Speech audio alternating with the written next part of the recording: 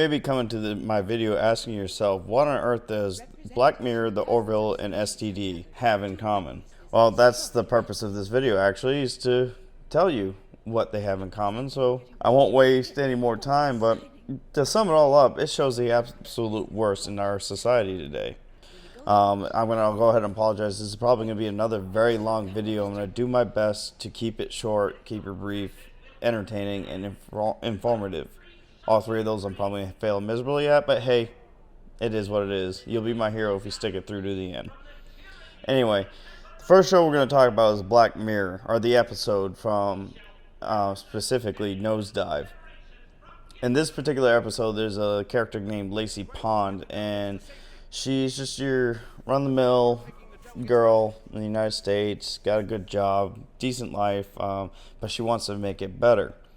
One of the things you'll see in this episode, though, is it takes pretty much the absolute worst of social media and puts it into this one episode. For example, it takes, everybody trying to get big on YouTube and Twitter and Instagram and Twitch to try to make money, make a name for themselves, whatever their personal motives is. It's a very selfish motive, and sometimes they'll do it under the guise of being social justice warriors and make themselves look better for everybody else, and get their name out there and kind of like do a self-proclaimed thump their chest, say, look at me and look how good I am. Now, Black Mirror doesn't necessarily go after the social justice part of the issue with today's society. They're more just dealing with how everybody's so adamant and trying to make themselves look better in front of other people to the point where they're coming off as fake. And the way the Black Mirror does this in this episode called Nosedive is, for example, like I said, with Lacey Pond, she lives in a regular apartment with her brother, but she wants to be able to live in a better apartment. It's actually part of a community, and this community comes off as a very modern Stepford Wives, kind of very picturesque. Everything's perfect. Everything goes just the way you like it. Beautiful scenery, beautiful homes, beautiful people, all the good stuff. Well, what Lacey Pond ends up finding out is that her social standing isn't good enough. And one of the ways she can check her social standing is through this app. I don't think they ever show what the name of this app is, but it kind of looks like Instagram meets movie ratings, because you give star ratings to individuals that you may like or dislike. And the higher your rating, the better you do. And the Instagram aspect is you can be rated on your photos or on you as an individual. And in the beginning of this episode, you see Lacey just running through, going through her morning jog, sitting there swiping left and right on people she may or may not know, rating the photos and all the interactions on social media, and with a big old goofy smile on her face. Progressing further into the episode, we find Lacey actually running into people, and you can see through either a contact lens or optical implant, she could see everybody's social standing and stats that she runs into, and she can, with that optic, tap into her phone, that optical implant or contact lens, and rate the individual based on their interaction. Whether they, at one point in the episode, Lacey runs into a woman, makes her spills her coffee. This makes the woman give her a downvote, give her like 2 stars or something like that, and it lowers her average. But and then you see this one point where she's in a coffee shop with a guy that's always very nice to her, giving her extra stuff, and always putting a smile on her face. So she rates him pretty high, and he rates her pretty high because she gave him a high rating. And it gives you a very fake feeling vibe because everybody's so worried about getting that good rating, and in order to get that rating, you got to please people in any way possible. Well, we as the United States hasn't quite gotten to that point where actually your social standing has merit as far as it affect, like in this case, Lacey can't get into this community that she wants to move into because her stars are at 4.1, her average rating, but she needs to be at 4.5 to get a 20% discount, because if she doesn't get the discount, she can't afford to live there. So, and the reason why I'm bringing this up, the United States hasn't gotten that bad, but people do judge your work based on your social standings. If you say one bad thing in your past, everybody's trying to burn you at the cross. They're trying to bring down your movie, your video game, your YouTube channel, your Twitch feed, whatever it is. If you say one naughty thing, they're actually in the minority for now anyway. few people, they're just the loudest, feel deemed as unacceptable, they will try their best to shut you down in a heartbeat, and they'll do like smear campaigns and all this other good stuff. So a lot of you may be thinking like, okay, AirConda, so why'd you say this doesn't seem to really affect the U.S. right now? As in depth as Nosedive takes this, because honestly, and as I was recording this video, I saw Tim Pool post a video on YouTube about how China's doing a social credit system. That's honestly kind of scary, and you might think, well, that's just China. China's so socialistic, blah, blah, blah, and I would agree. However, America and other countries seem to be heading down the same path. But are we, as the country, going to get there? Hopefully not. We still have time to save ourselves, but it is quickly becoming that way. And as Nosedive pointed out, Lacey's life was completely affected by her social standing. She was worried about being fake around people she really doesn't care about, and vice versa, just to get a higher rating count or view count as far as YouTube's and Twitch viewers or Twitch streamers and Twitter followers and all that stuff. That it's essentially the same thing, except this, instead of just making you look good on the internet, and in case of YouTube and Twitch, you get money out of it. This affect her. It was like her credit score in a way. She couldn't buy certain things. She couldn't go certain places. She ended up, because she caused a lot of trouble, she ended up getting double damage at one point for cussing in front of a bunch of people. Because of this, she couldn't get on a waiting list to get on a flight because her original flight got canceled. They never said why.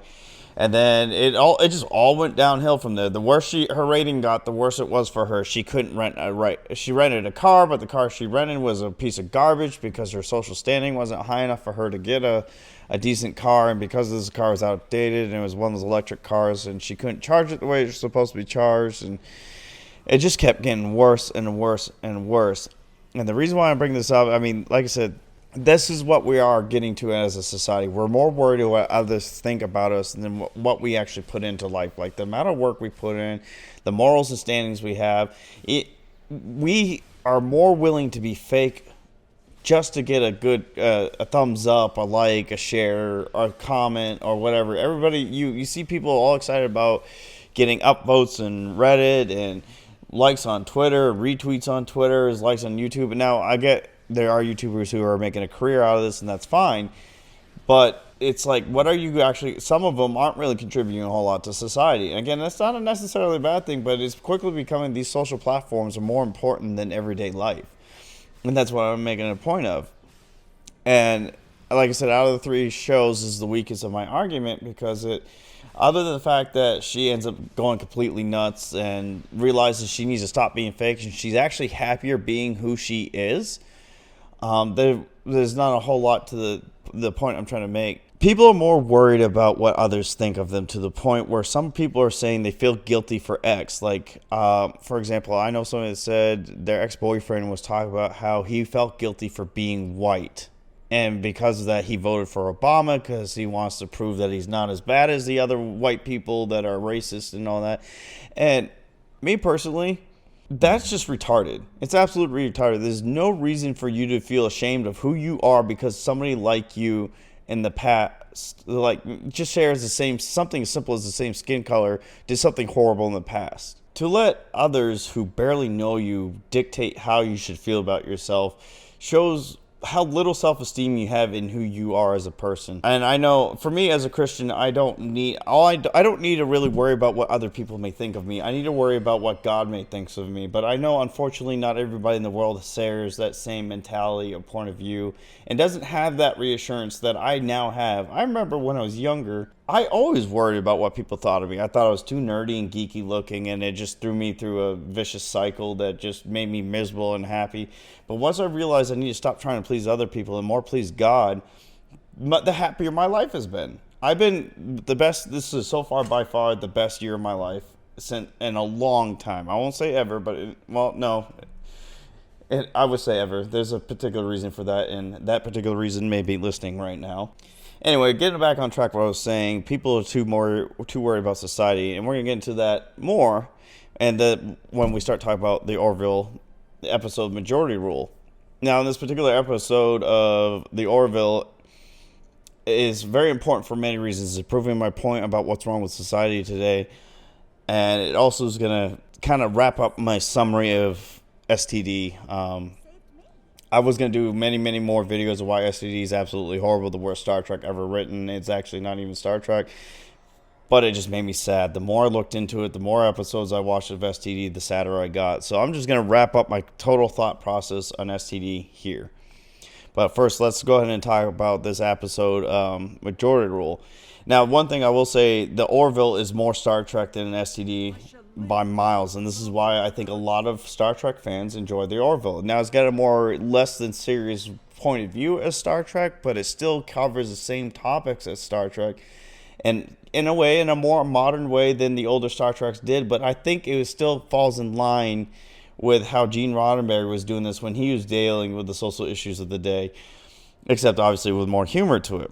In this episode of the Orville, Captain Ed Mercer, played by Seth MacFarlane, has got his crew above a planet that's supposed to be very similar to Earth, but behind in times. Like their technology isn't quite as vast as Earth, because obviously in the Orville, Earth has now quantum drive, which is their version of warp drive from Star Trek. And they're able to travel and explore the galaxy. However, this planet hasn't quite reached that level. It's more of on the same timeline we are right now in our universe right here, or in the real world. So they're more on track. And it takes an interesting view of what our society is and what it can scarily become. In this particular episode, they were sent down. Ed Mercer sent his crew, a couple of his crew, down to go investigate the disappearance of some scientists that were on this planet studying the development of the society, because it was something unique, something they would never dream to have been able to do, to find a planet that is essentially exactly like Earth, but behind Earth in development, so they can actually study the social development of a society that was much like Earth at its time. Well, these scientists went missing because they committed a crime and they got punished. And because they got punished, one scientist ended up getting shot because he was afraid of being corrected, as they said, and the other one just gave in and got corrected, and it basically made him very susceptible to outside influences for the social norms, and it made him basically forget who he was. So he never thought about contacting the union to let them know what happened and what's going on, because his brain's fried. Well, the reason why they got punished is because they did something socially unacceptable. So Commander Grayson, Dr. Finn, Lieutenant Commander Lamar, and Lieutenant Alara went down to Earth to go see if they can find these scientists and find out exactly what happened to them. When they get down there, they see all these strange badges on these people that have like a green up arrow and a red down arrow, and they're not really sure what's going on. They're kind of just admiring the fact they're seeing old Earth in a way. In their eyes, it'd be our current Earth. To get back on track with the story, then they end up talking to this guy working what looks like a magazine/newsstand, and he asked them where their badges were, and they didn't know what they were talking about. He eventually explains to him what the purpose, that everybody's supposed to have badges, and they need to have their badges before they got in trouble. So he's willing to sell them illegal badges, illegal copies of badges with so many upvotes already, and also a couple downvotes, so it doesn't look too faked and forged, because that's essentially what they are. To which they end up thanking him for it, and they give him the money he needs to get the thing. And then they continue on their way, which ends up leading to them talk about Alara's dating life and how it's not successful. And Lamar ended up asking her what happened to her last boyfriend and why she broke up with him. And she kind of briefly explains he danced weird, and came down to he danced too grindy, which led to Lamar getting up on a statue, starting to dance, and asking what was considered too grindy. And he would demonstrate on the statue, which led to a crowd forming around them, holding up their cell phones and recording Lamar doing this dance. And kind of some were giggling, some had serious faces, some looked pissed off. And so they were actually, what they're doing is posting to their version of social media, which is getting the word out, and end up outraging the country as a whole. But without the crew knowing, is that this is actually going to be the downfall of Lamar, to get him in trouble with everybody else. But Commander Grayson ends up realizing that Lamar is drawing a crowd and too much attention to himself, and to anybody trying to remain inconspicuous and not be noticed, because obviously they're not from that planet, and they don't want to get realized that they're not that planet. So she orders them to get down and knock it off, because she doesn't want their cover to be blown, essentially. But they still not really realizing what was going on. So they end up proceeding into a cafeteria. To kind of speed things up, to make this video not go too long, that's when they find out Lamar was also going through the same thing as the scientist was, for dancing on the statue, which was a very famous historical figure to these people. The society is completely based on popular social opinion. And the reason why I'm saying social opinion, because these aren't based on morals.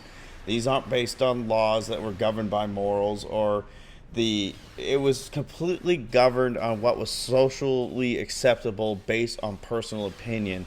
Much like what our society is going through right now, it's getting more and more that our society is more worried about your personal feelings and opinions than they are about facts. I was watching another video earlier today by Sydney Watson for talk about the issue of male to female transgender athletes completely dominating the female athletic world, because I know this is going to hurt a lot of you guys' feelings, but believe it or not, biology says men and women are different, and unfortunate for you, men tend to be, not always, stronger, faster, and more athletically capable. That's just scientific fact. I know that's a shocker, as she kind of joked in her video. For those of you who believed in science prior to the 2000s, because apparently as we go further in this 2000s, science is less and less a thing, and opinion matters more, which is the point I'm trying to make. In this society, in majority rule of the Orville, they didn't care about facts. They didn't care that Lamar did. They tried to play off as they were from another part of the planet, that they weren't used to the culture and customs of this country. So they tried to play off that he didn't understand the history behind this woman and this country, and they were just absolutely appalled. They had him on their own version of The View, and he would go on what was called an apology tour, which he would try to appeal to the people and say, hey, look, I'm not this bad person like you think I am. I'm really sorry. I didn't mean to do this. Please forgive me. And if he ended up getting enough for giving up votes, and this is what happened to these scientists as well, he wouldn't be punished. But if he got, I can't remember what the number was, if he got enough down votes, he would get corrected. Well, needless to say, he had a counselor would tell him how to act, how not to act, what to say, what not to say, to try to please the audience so he can get likes, win them over so they can like him. So he's becoming more and more like a Hollywood politician, where they're more worried about the popularity and how they appeal to the people than the facts and what actually matters, like actual issues that weren't based on opinions. To me, this is like a really scary fact that the Orville touches on, because I don't know if I don't know where Seth MacFarlane stands socially or politically or religiously. I mean, kind of got a rough idea. I don't read too much into his comedy on Family Guy and all of these other shows he's done, but I don't know what he himself personally believes, and honestly, the man's allowed to believe what he wants. But the point I think what he's trying to make is this is the danger our society is going in. We're more worried about what a person may say based on their opinion than actual facts. And then if they end up disagreeing with your personal opinion, or right now the socially acceptable opinion, because it's more of a socially acceptable thing than an opinion based by facts that we should all listen to, and morals, that the person that goes against us needs to be roasted, brought down, destroyed. Basically, if you're considered a conservative, you have no right to speak at all, while these people are calling for social equality and equal rights for all except conservatives, which, to be more blunt, is straight white men that are conservative / Christian / Trump reporters. If you're all that, what I just listed, you're the ultimate evil right now, and how dare you try to voice your opinion on the rest of them, because you're just be like every other evil white man in the past that's trying to force himself on everybody else, as far as controlling women, owning slaves, butchering people for being the wrong nationality, race, religion, sex, orientation, whatever. So if you fall in that category, you're lumped in with basically as bad as Hitler, because that's the go-to thing for whenever everybody talks to Trump. He's Hitler. Trump is Hitler. I mean, in their defense, a lot of right-wing conservatives were doing that towards Obama in some cases, and I just kind of shook my head and stuck my palm in my hand. But the thing is, the difference between those conservatives who are doing that towards Obama, nobody really listened to him, because those who were smart on the conservative side knew that these guys are idiots and talking out their butts. Whereas the people on the left, they're calling Trump Hitler, and anybody that supports Trump Hitler actually believe that, and they're gaining weight in this. They're actually got a backing because our society is going down a whole dark, deep rabbit hole that's just going to be nothing but dangerous outcome. Like, we're going to end up like the Orville and majority rule. We're going to end up like Black Mirror and Nosedive, where everything's dictated by what's socially acceptable. Nobody's going to care about politics. Nobody's going to care about religion. What's going to be on what's a socially acceptable opinion, which is going to be essentially determined by the popular and the powerful elitists, like our Hollywood, because Hollywood seems to matter more than anything these days. So these famous, beautiful, rich people are going to dictate everything. Now, I know people are going to argue the rich people are already dictating things. Yes and no, I would agree. But what I'm saying is going to get much, much worse. And these people in high positions of social power will dictate how the rest of the world's going to operate. And then opinions and facts and all that is going to go out the window. Which I think Seth MacFarlane nailed perfectly these issues in Majority Rule. At one point in Lamar's apology tour, his lawyer, if you will, social lawyer, if you will, I guess, advises him to, like, if he has any talents, to share with the people, because talents is appealing to people and makes him more sympathetic and all that. And I couldn't help think how many times we hear about Hollywood actors and actresses getting into trouble with the law, some athletes get in trouble with the law, and they constantly get off with little to no charges against them. Sometimes they don't get any, sometimes they get a slap on the wrist. And it's just sad and disgusting how that happens. And one of the more particular ones that just happened recently is Jesse Smollett. He faked a crime, a hate crime, a disgusting hate crime, to push his own agenda, whether it was for him to get more money, whether it was to prove why Trump supporters are so evil, or all the above. And even though he was brought up on these charges, he was let go as if nothing happened. They didn't punish him. I think he had to pay a small fine and do community service. If any one of us did something like that, we would be spending months, maybe even years in jail. I think they said he was supposed to spend up to 10 years in jail, potentially 7 to 10. We would have at least gotten 7-year charge, I think. But, if I'm wrong, let me know down below. But like I said, there's one actually particular part in the Orville that made me really think hard about where our society is and how scarily accurate it was kind of picked in the scene. They're talking to this local, I finally remember her name. Her name is Lucilla, and they brought her up the ship. She's going through the shock of, obviously, there's actually aliens, they have spaceships, and she's dealing with that. But they ended up getting a discussion about everything that's going on. And at one point, Lucilla, when they're just talking to her, says, "Everybody deserves a voice." And he replies with, "A voice is earned, not given."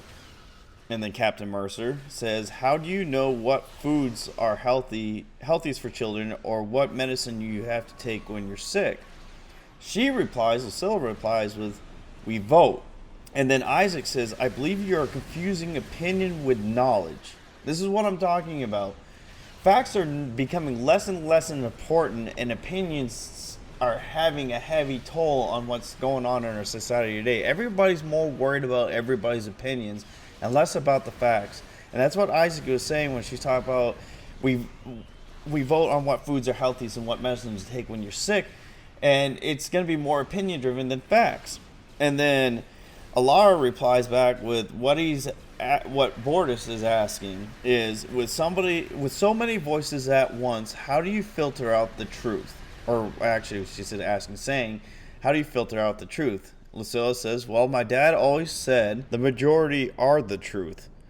You will always know what the majority wants, and that's what matters."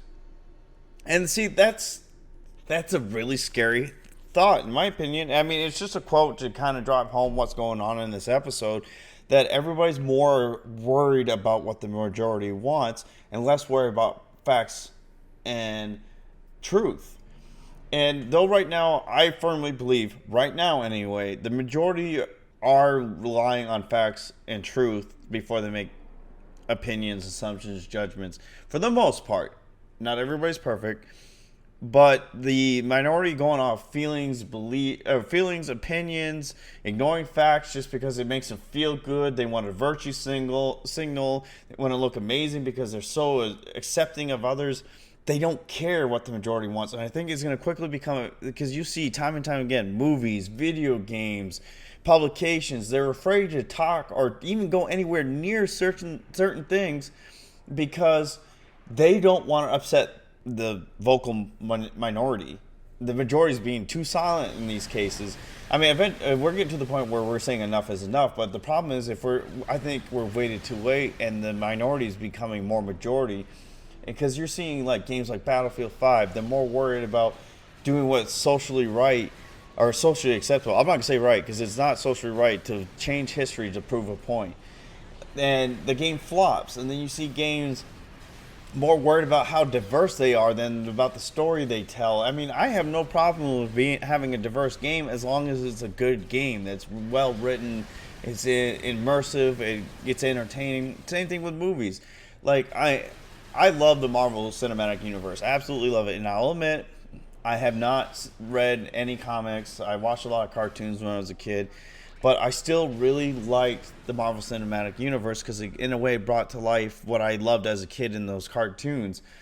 With exceptions of fews here and there, like Captain Marvel, I really did not like Captain Marvel. Now, I will admit that one of the main reasons why I did not like Captain Marvel is because of Brie Larson and her loudmouth running it off and making Captain Marvel into a very political movie. Well, I hate to break it to you guys, maybe I'm alone in this, but I don't go to my comics and cartoons and movies about the cartoons and comics that everybody loves and enjoys for politics. I wanted to go see Captain Marvel because apparently Captain Marvel is supposed to have a big play in Endgame. I'm not going to confirm and deny that for those weird few that apparently haven't seen Endgame yet. So I wanted to know what was going to happen. What was going to be her role? Why is she so vital to Endgame? Why was it so important to have her in the end credit scene where Nick Fury is sending her a message to bring her back in? But the movie was horrible. It was absolutely horrible. And I will admit, a lot of that was ruined because of Brie Larson and her pushing her social justice drive behind it, her agenda. She's trying to get her name out there as this noble, brave woman being a warrior for equality for all except white men. But it got worse because Captain Marvel's just horrible as a character, and Brie Larson was an absolutely horrible actor. I'm sorry, actress. She's an actress. She's a female actress. But anyway. And it just drove me off the walls. I don't want to watch these kinds of movies, or most movies in general, for political reasons or social reasons or whatever reasons. I want to watch these movies because they're fun and entertaining. I want to be going, ooh, look at the special effects. Oh, she totally kicked that dude's butt, and oh, she's getting beat around, but now she's going to have the hero struggle to come back to make her name, which she never had. This is why, and this is another reason I absolutely do not like Captain Marvel. She's basically a female Superman, and I cannot stand Superman. This man is like next to impossible to beat. I know, and was it Batman versus Superman? He dies, and then in Justice League, he's brought back to life. But I like heroes that have to struggle. But anyway, like I said, we're not going to get into that because I'm talking about the social agenda of Brie Larson that ruined this movie for her. She kept laughing how this movie's not for men or old men or white men or whatever she wanted to push it for, and that this is going to be a glass roof shattering for women and everywhere. I mean, let's ignore Wonder Woman because I personally loved Wonder Woman and I definitely love it compared to Captain Marvel. But Gal Gadot never made any comments like that I know of anyway. If she did, she was more quiet and professional about it because she understands this is a movie about a superhero. And it was showing off a strong woman that she didn't need a man, but she worked well with Chris Pine's character. And there was no degrading him for being a man, and there's no degrading her for being a woman. They had the stereotypical norms for that time period, but you could tell nobody's going, at least maybe I'm just blind and stupid to it. You couldn't see any political agenda behind it. And I think that's what is the issue with Black Mirror and the Orville is trying to capture in those 2 episodes I was talking about, because they're showing these things actually happening in our society today and how being socially acceptable is more important than your merit and values as a person. you're kind of seeing what I'm talking about, how the Orville and the Black Mirror episodes have something in common. But now you might be asking, how does STD come into all this? They don't really have an episode that addresses social issues like that, as far as like everybody's driven by ulterior motives, like trying to be the most popular based on what's socially acceptable at the time. Black Mirror didn't go into things as deep as it. It was more like this one girl trying to be popular and trying to fit in with everybody else by being fake. And the Orville is pretty much the same thing. And the reason why they had that girl make those quotes, Ed Mercer was trying to let her know, hey, your society can do better than this. You should go by facts. And you should go by an actual justice system that is based on facts and not somebody's opinions or feelings. And she's talking about, well, what can I do about it? It's just me. And he says, all it takes is you to make a change. And the episode ends beautifully with her getting ready to vote on another opinion. I don't think they talk about what this particular man did. And she just shuts off the TV. That's pretty much the stage I'm getting at. Whenever I hear these things going on, I just shut off the TV. I can't stand listening to them because all it does is get me angry and fired up. And my poor girlfriend has to listen to these rants all the time. And bless her heart, she's probably going to be watching this video. We'll see if she watches all the way through to hear this part. And she's going to deal with these rants. She's going to be my proofreader or listener for these videos before they post from now on, whenever she has time, because she's now a nurse. So congratulations to her. She's going to be taking her board exams so she can be a registered nurse. So she's going to be quite busy herself once she gets all this completed. So she'll only do this when she has time, and I definitely don't want to make her do it all the time because she'll probably go insane. But the point is that society is just getting so opinion-based. It's what I've said this time and time again. Some of you might have seen me say this in comment sections. You might have heard me say in other videos. We're in a day and age where common sense isn't so common and logic isn't so logical. Everybody's more worried about their personal feelings than what is fact. And that's just sad to me. And this is what STD, how STD is going to come to play with this. Now, STD doesn't have an episode, like I said, like Nosedive or Majority Rule. But specifically, Majority Rule, STD is mirroring exactly that kind of society. Again, it's just the vocal minorities, so it makes them appear as the majority. But that's what CBS is going with. They're more worried about what these people are whining and complaining about, not enough diversity and exclusiveness. And then if anybody dislikes something, because I gotta admit, I was like, I kind of rolled my eyes with the thought of somebody like Michael Burnham. But I actually didn't like Star Trek Discovery because I hated what they did to the Klingons. I can care less that they were trying to compare them to Trump supporters or Trump or whatever. At the time, I mean, now I'm irritated by it because you guys are reaching at this point, in my opinion. But I hated what they did to the Klingons. The ships look retarded. The Klingon people look retarded. They sounded like they're eating too many muffins and trying to talk and do the chubby bunny challenge with marshmallows. That they just sound horribly disgusting. And then you got this crew, this very dysfunctional crew. It starts off with like a kind of beautiful mentoring scene where, oh crap, what's her name? I don't even care anymore. Captain Giorgio is mentoring Michael Burnham, talking about she feels it's time for her to get her own command. And that she wants her to get her own ship, and kind of giving us some more mentoring lessons and saying she needs a little more room to grow. And it's like, okay, cool, I can get on board this. This is kind of a Star Trek-y kind of thing to do. Then you see, all of a sudden you just hit high gear, and you got Burnham stunning her own, or Vulcan death pinching her own captain so she can start a war with the Klingons because it's the Vulcan hello, because Vulcans apparently realize that Klingons are a warring race, which is probably the only accurate thing they got about the Klingons in Star Trek Discovery, or STD, sorry. And they knew that the only thing Klingons knew and understood was war. So the Vulcans fired upon them, and that's how they earned the respect of the Klingons. And that's what Burnham was trying to get Giorgio to do, but Giorgio said that's not the Federation way, and this is where you do things better than that, and blah, blah, blah, which, again, leads to Burnham knocking out her captain. And she's in a disagreement with the second officer, which is Saru, and they don't like each other and disagree. And the whole episode is like one big dysfunctional family, and it keeps getting worse and worse and worse as the series goes on. But the only thing that's consistent is Michael Burnham is always right. She's the savior angel. And I don't care if it was a woman or a man. She is a very horribly written character. Star Trek is not about one person butting heads with everybody else in the crew. Yes, Kirk was kind of a flyboy, kind of this hotshot captain that he didn't play by the rules. He was the bad boy of Star Trek. However, he always worked with his crew, and his crew was always the most important thing to him, and his crew was his family. You don't get a sense of family in Star Trek. You get that in the Orville, which is another reason why the Orville is more Star Trek than STD. But the point is, like, STD got all these things wrong, and all of us, long-living, die-hard Star Trek fans are like, no, this is not cool. We don't like the direction CBS is going with this. Personally, I was not thrilled that they were doing another prequel series. I wanted them to continue after Voyager got home or after Nemesis happened or something. I wanted to be more futuristic, but no, they had to go back in time and mess with all the lore that Star Trek has already established, and now they realize they screwed up and they're desperately trying to fix it. It looks like they're going to have the Borg be the cure-all for this. I'm not super thrilled about that.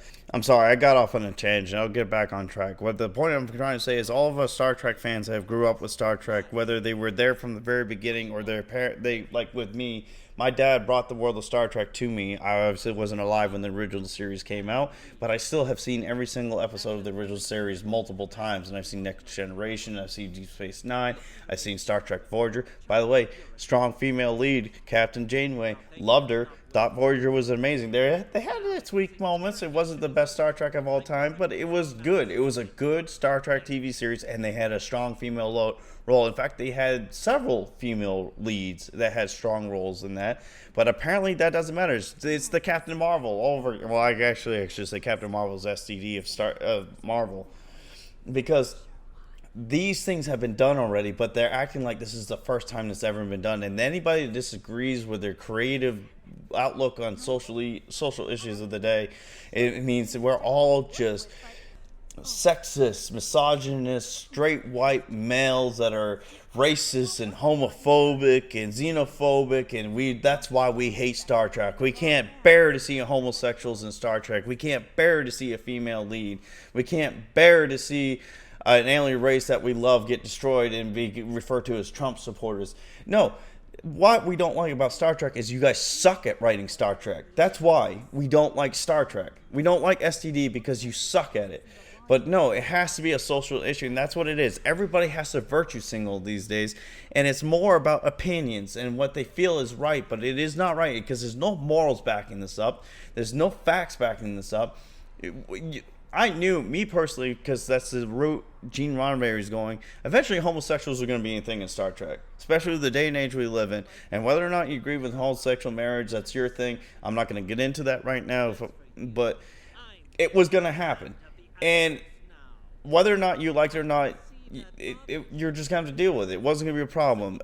But they were so in your face about it, and they think that's the reason why you hate Star Trek is because they got a strong female black lead, they got a homosexual couple, and because of this, you can't deal with Star Trek. Your male straight whiteness is just so on fire right now. You're about to explode with hatred because you can't stand them, and they're all giggling, thinking they're amazing. No, we're upset because you're destroying something we love because you're more worried about pushing your agenda than telling a good story. Because it does not have a good story. The story of Star Trek Discovery to this day is garbage. I have not seen any episodes since they found the human civilization that got moved by the Red Angel. But that's all I need to see. I haven't heard anything good about STD since. And the only people I hear that praise STD have not been long-term Star Trek fans. And they think it's amazing. Honestly, even if I wasn't a Star Trek fan, this is a garbage sci-fi show. The story is just so weak and so all over the place. It's just, and for something that has apparently high production value with special effects, the characters like the Klingons just look retarded. They just look garbage. It's just, I don't understand how people think this is good. Now, I'll be the first to say special effects and costume design doesn't make a show. It's the story. But when you got something just so horrible, it just throws you out of it and kills the mood. I can appreciate older movies because it was the best of what they had at the time, even though it looks absolutely cheesy and cheap to us today. But they were more worried about stories and the art of making a movie than they were about pushing agendas and being political. And That is what I'm worried about today. Is like what the majority rule and Nosedive was talk about is people are going to judge people as a group. And I made the comment about this guy saying he's ashamed of being white because of either racist white people that still live today or racist white people that lived in the past. Even though he may not have a racist bone in his body, I don't know him personally. I mean, chances are he's probably guilty of some racism himself. That's the only way you could feel that way. Honestly, anybody that so goes out of their way to prove they're not racist, they're slightly racist because they're thinking less of the minority group that they have to try so hard to make them feel better. That's my opinion. Go ahead and yell at me in the comments if you want. If you're so focused on trying to make a minority group feel accepted, that means you think very little of them, that they can't even handle taking care of themselves. And I don't know about you out there. If I have any minority groups out there listening to me by some miracle, I would take personal offense to that. You're telling me I can't handle myself. My people can't handle themselves because of the years of oppression they suffered in the past, even though we live in a different world today where you're able to take care of yourself and you can make a name for yourself, which is going to lead me to this final point I'll make. I'm going on this amazing long rant. I'm saying amazing as in it's long. It's amazingly long. I'm not saying it's amazingly good. I'll let you guys decide that in the comments and the ratings, but this one quote from this movie, and it's an older movie from an old time period when racism was an issue. It nails this whole thing perfectly. What I feel about anybody that feels ashamed about being white, or it doesn't even have to be white. If you're ashamed for being straight, ashamed for being a man because of something some idiot did on the other side of the world, or some idiot did in some butthole area of the country, then this quote is just perfectly for you guys. So listen up. If you are ashamed of who you are for whatever reason, if it's a reason I've listed, or if you're because you're Christian or Muslim or Jewish or whatever your reason is for feeling ashamed of who you are, you need to listen to this from the movie Gettysburg, and it had Jeff Daniels playing Joshua Lawrence Chamberlain who is the commanding officer of the 20th Maine. He was a colonel at the time, I believe. Joshua Chamberlain is a factual character. He's actually a historical character. My dad actually curates at a museum and is actually, I can't remember what his position is actually called, but he's an administrator at the museum now, which is his house in Brunswick, Maine. Buster Kearns is supposed to be a polar opposite of Joshua Chamberlain, and he's a fictional character written by I can't remember who wrote the book. The book is called Killer Angels, and then Ted Turner did a movie based off the book about the Battle of Gettysburg. Tell me something, Buster. What do you think of Negroes? Well, if you mean the race, I don't really know. This is not a thing to be ashamed of. The thing is, you cannot judge a race. Any man who judges by the group is a peewit. You take men one at a time. See, to me, there never was any difference. None at all. Not at all. Of course, I haven't known that many freed men, but those I knew in Bangor, Portland. You look in the eye, there was a man. There was a divine spark, as my mother used to call it.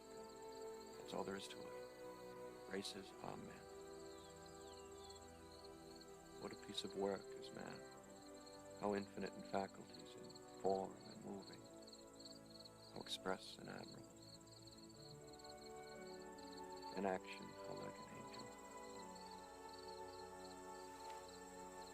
Well, if he's an angel, all right then. But he damn well must be a killer angel.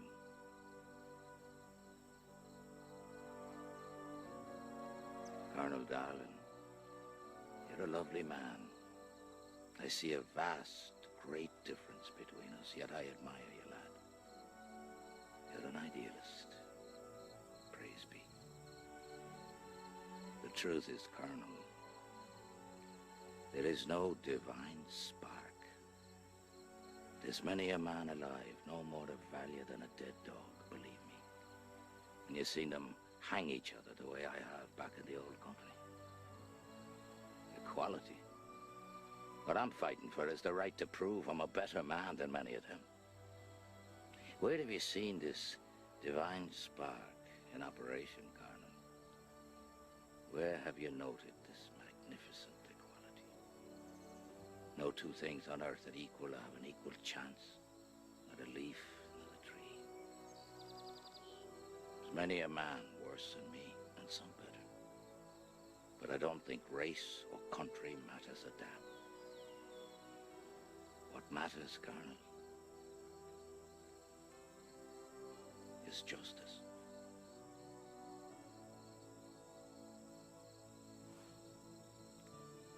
Which is why I'm here. I'll be treated as I deserve, not as my father deserved. I'm Kilrain, and I damn all gentlemen. There's only one aristocracy, and that is right here. See, the reason why I like this whole dialogue between Chamberlain and Kilrain, both of them have very good points. Chamberlain has the more idealistic view of man, the more Christian view of man, the more religious, as in God has made us all equal, which I agree. We are all equal. Now, Kilrain, he's supposed to play off Chamberlain. That's his point of being in this book. And he's kind of the opposite. He doesn't see all men as equal. But what Kilrain and Chamberlain both agree is every man should be based on who they are as an individual, not so much as who they are as a race, or what country they're from, or what their father did, or their father's father did. They want to be judged by, and that's what Kilrain's trying to say, I want to be judged by who I am. I want to be judged by me and my actions, not those who came before me.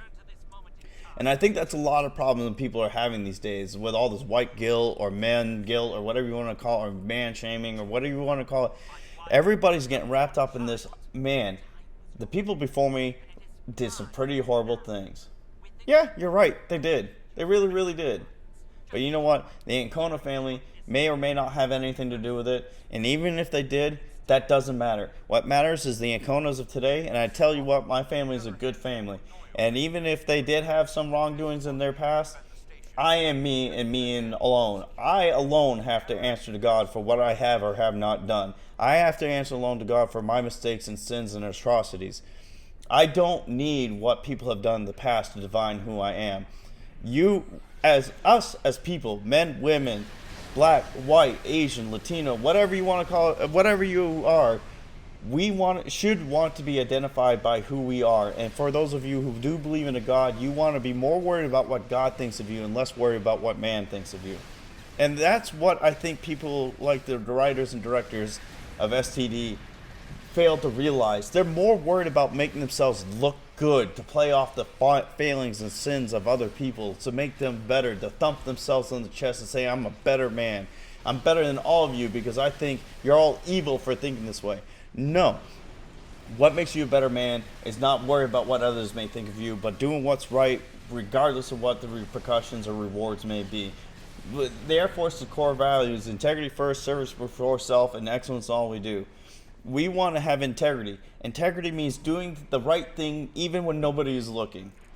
And that's what you should be worried about. Whether you're a Christian or not, or you're religious or not, you should be more worried about doing what's right and not worry about what others may think of you. If you know you're doing what is morally right, what is legally right, then you should not be worried about what society as a whole thinks of you. And that's what I think STD fails to do. And I think that's what the Orville and I think Black Mirror is trying to show in their episodes. I mean, granted, I might be going way too deep of it, but I'm using it, taking advantage of what these episodes had in it to prove my point, is that you need to be more worried about you. Stop worrying about what others think. If you're in the right, the world's going to be a better place. Now, we all need to learn to love each other. We do need to have the viewpoint of Chamberlain where he believes all men, and he's talking about men and women. I know he says men, but you got to think about the time period. All men and women have the same divine spark. We're all equal. We're all created in God's image. There's nothing, yeah, we may have different organs and the body and bone density and structures and all that, but we're still all God's children in his eyes, and that's all that matters. That's all that should matter. It shouldn't matter what race you are. It should not matter what gender you are. It should not matter what religion you are. In the end, the only opinion that matters, and this is a fact, is God's. And as long as you're doing what you believe is right, and you believe, and you're not worried about the opinions of everybody else trying to get your views up on YouTube, trying to get your thumbs up and retweets on Twitter, trying to get your Instagram photos all over the place, or getting your views up on Twitch, you should be more worried about what you believe is right, and the world will be a better place. You start treating everybody as an equal, everybody. Man, woman, white, black, brown, yellow, green, red, whatever. And it doesn't matter. You treat them all equally. In the end, if you disagree what they believe or think, that's not up to you. That's between them and God. You just have a civil discussion. If you can't have a civil discussion, respectfully and politely refuse to discuss these issues with them, and you go about your way. If you cannot civilly discuss issues, the political or social issues of a day with somebody without a fight, just move on with your life. It's not worth it. Neither of you need to deal with the stress. It's just going to create more hate and animosity between the two.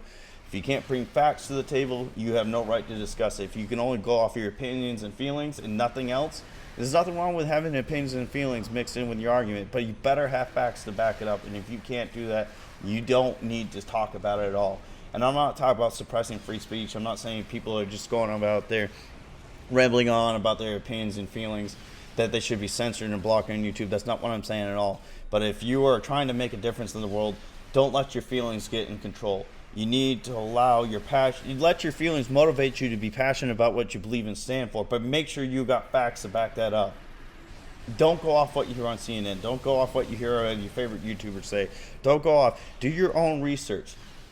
Meditate or pray, whatever you do that helps you get in the right frame of mind to get you to formulate opinions and facts and organize them correctly. Don't worry about upvotes. Don't worry about ratings. Don't worry about, hey, I want to look good because, look, I'm not racist like this person, or I'm not a sexist like that person, or I'm not a misogynist like this person.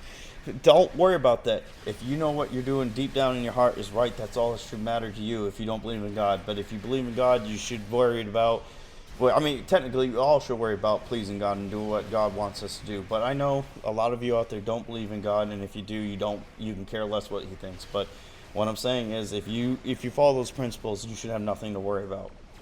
And that's what I'm going to end on. I know this is really long. I apologize. I really appreciate you guys sticking around. I hope you enjoy it. If you did, leave a thumbs up, leave a comment below. Tell me what you think. Tell me if you disagree or agree. And like I always say in my other videos, I am willing to hear your viewpoints on the matter. Just have facts to back it up. Don't get irrational and attack me. If you do, I'm just going to ignore you. I'm not even going to block you or delete your comment. I'm just going to straight ignore you, not even respond. But I'll do my best for those who come with facts and actually logically and calmly try to discuss an issue with me, and I will do the same with you. So to sum this all up, we need to be less like the people who are behind Discovery, at least the old Discovery. Maybe they don't have the same beliefs and thought process behind doing Discovery right now. Maybe they're just in damage control. But at least the original creators of Discovery, you need to be less like them, less worried about stirring the pot and poking the bear to push our own personal, political, or social agendas across, and just calmly discuss things. And we need to kind of take in the Orville and Black Mirror in as an example of what we don't want our society to become, because honestly, I truly believe we're heading that way. We are. I believe we're going to be more worried about appealing to everybody than actually worrying about fact. We're going to be more worried about being fake to make people happy. Think about it. You think about the Me Too movement, all these people that were, especially these men, pushing the Me Too movement, and you end up finding out they were rapists themselves. They were sexually assaulting people themselves, and I think that's the world we live in these days. These people pushing these are because they're guilty of something and they're trying to hide it. And if you're not guilty, like, you can call me a racist or sexist or misogynist all day to my face. I'm not going to say a word to you, because if that's your go-to argument, you're not worth my time. I know who I am. God knows who I am. He knows what's in my heart and my mind, and I don't need anybody else to tell me otherwise. That's why I can leave such a mostly stress-free life, and that's why I can be happy every day and wake up and not be ashamed of who I am, because I know that as long as I'm right with God, you guys can call me all the worst names of the book, and I'll just keep on smiling. Plus, I got a very beautiful woman that loves me very, very much, and that's all I need to worry about too. But if you made it this far, you guys are amazing people. I know this is rough if you don't like listening to somebody ramble on and rant and rave and all that stuff. But if you guys agree that I kind of tied in these 3 TV shows and episodes together very well, and then touch base on an issue that is a real issue, let me know. If you agree or disagree what I had to say, let me know below. Just make sure you got facts behind it, and I will try my best to respond to you. If you're just going to attack me and call me names, I won't delete you or block you. I won't thumbs down your comment. I just won't answer. I'll just let you hang out there all by your lonesome. And those of you who want to have a civilized discussion, if you see somebody attacking like that, just ignore them. That's the best way to deal with them, is just ignore them, because facts are not going to change your opinion. So if you try and come out with facts, it's not going to matter. They've already made up their minds. So let them be salty and bitter and ashamed of themselves and throw their temper tantrums, and just ignore them and they'll go away. But anyway, guys, for the rest of you, hope you have a good one. Thank you for stopping on by.